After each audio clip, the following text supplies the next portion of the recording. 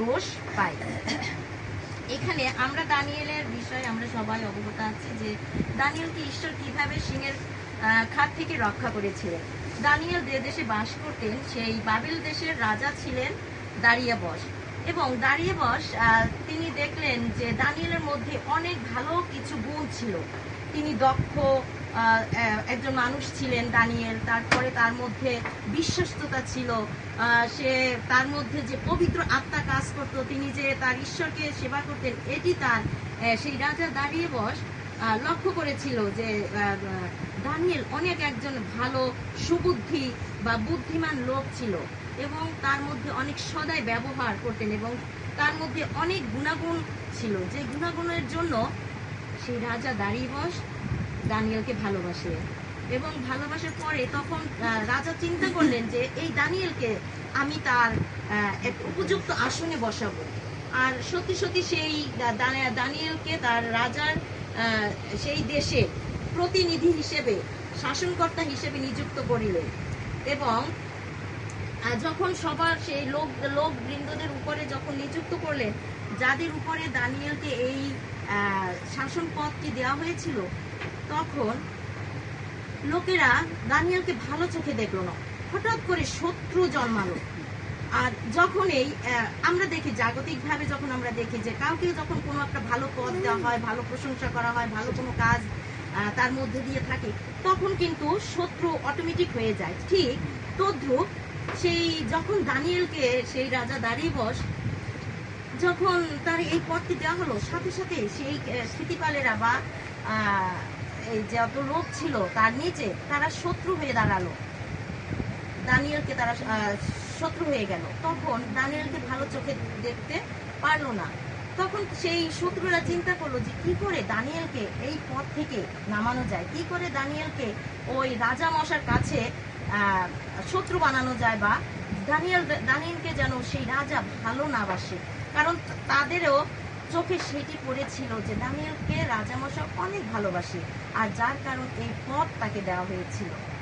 আর তখন ওই স্থিতিপালেরা বা দানিয়েলের শত্রুরা তখন চিন্তা করলো যে কি করে দানিয়েলকে এখান থেকে সরানো যায়। তখন তারা একটা বুদ্ধি আঁকলো যে দানিয়েলের দুর্বল জায়গাটা কোথায়।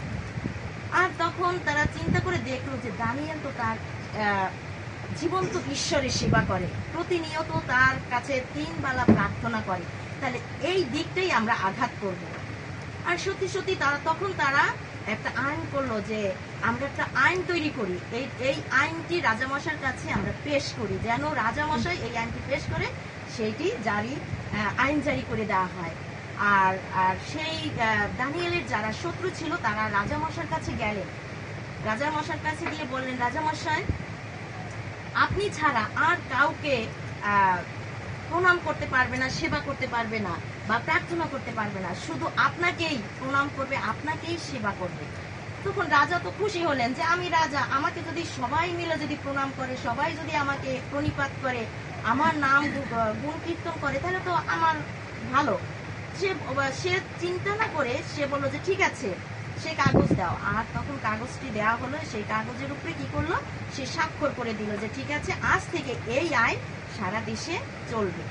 আর যখন এই রাজামশাই সেই আইন জারি করে দিলেন, আর সেই স্থিতিপালেরা তারা কি করলেন, সেই আইন সারা দেশে জারি করে দিলেন যে আজ থেকে রাজা মশাইকে কি করতে হবে, প্রণাম করতে হবে, আর কোনো দেবতাকে প্রণাম করা যাবে না বা সেবা করা যাবে না। তখন সেই দানিয়েল সেই নতুন আইন জানতে পারলো যে এই আইন করা হয়েছে। কিন্তু দানিয়েল কি করলো, সেই রীতিমতো প্রতিদিন যেভাবে তার 3 বেলা ঈশ্বরকে ভজনা করতেন, 3 বেলা ঈশ্বরের কাছে প্রার্থনা করতেন, ঠিক তদ্রুপ সেই ঘোষণা শোনার পরেও সে কি করলেন, সেই ঘরে গেলেন। এবং এই আইন জারি করা হয়েছিল যে রাজাকে ছাড়া যদি অন্য কাউকে সেবা করা হয় তাহলে তাকে কি করা হবে, সিংহের খাদে ফেলে মারা হবে।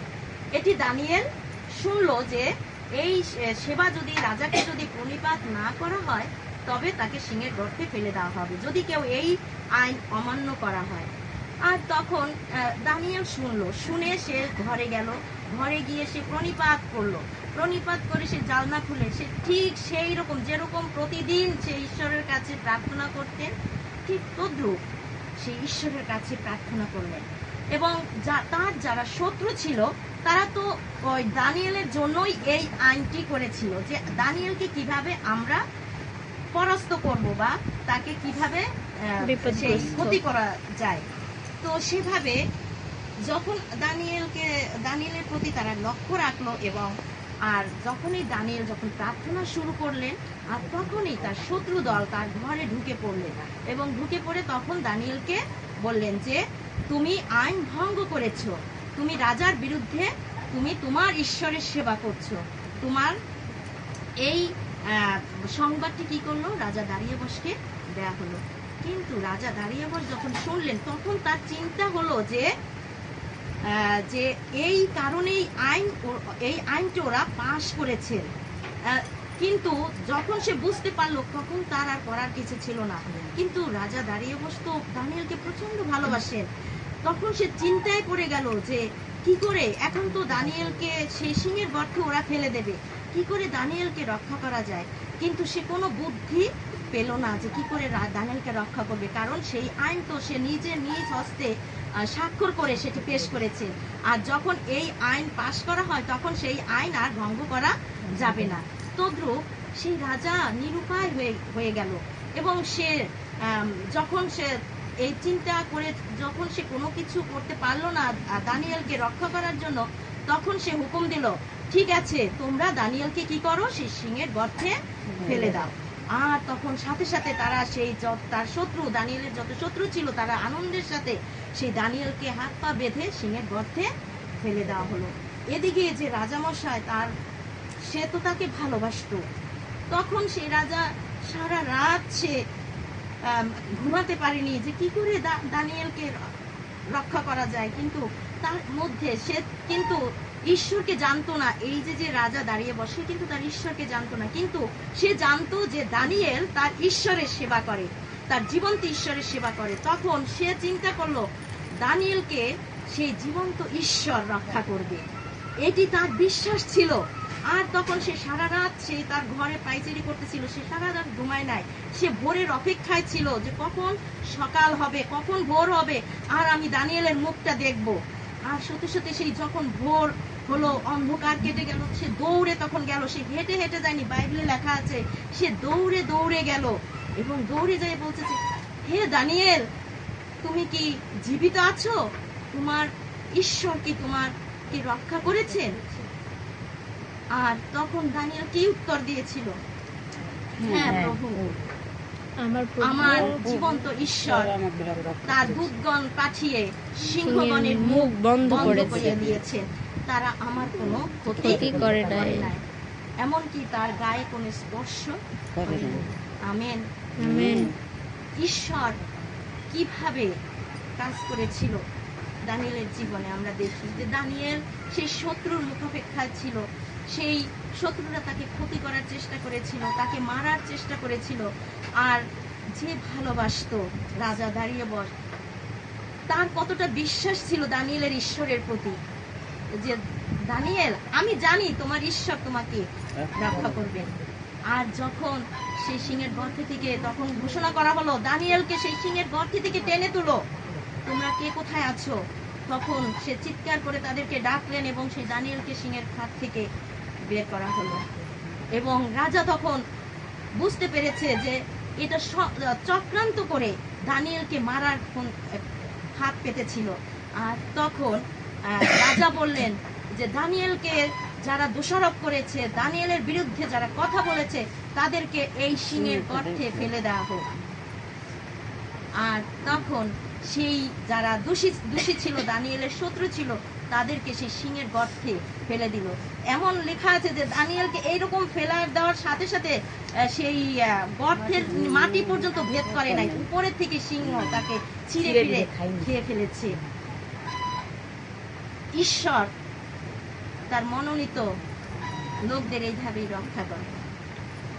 ঈশ্বর তার ভালোবাসার মানুষদেরকে এভাবেই রক্ষা করে, যেটি দানিয়েলের জীবনে ঘটেছিল।